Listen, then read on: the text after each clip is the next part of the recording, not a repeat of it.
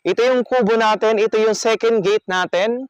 So, sa unang gate natin, pagpasok pa lang natin ng bridge, yun yung first gate. Second gate, at ang third gate natin guys, dun sa bandang dulo, papuntang Pinugay Elementary School. So sa lahat ng mga hindi pa nakakapag-subscribe sa aking YouTube channel, please subscribe to my YouTube channel, Ahente Property PH. Thank you so much. So, dito guys, ang itatayo ritong mga amenities, meron tayong clubhouse, parks and playground, at sa lahat ng mga lalaki dyan, meron tayong basketball court dito. Dito nga pala sa bandang kanan natin, ito guys yung mismong Palo Alto, tapat mismo natin. That is under Santa Lucia.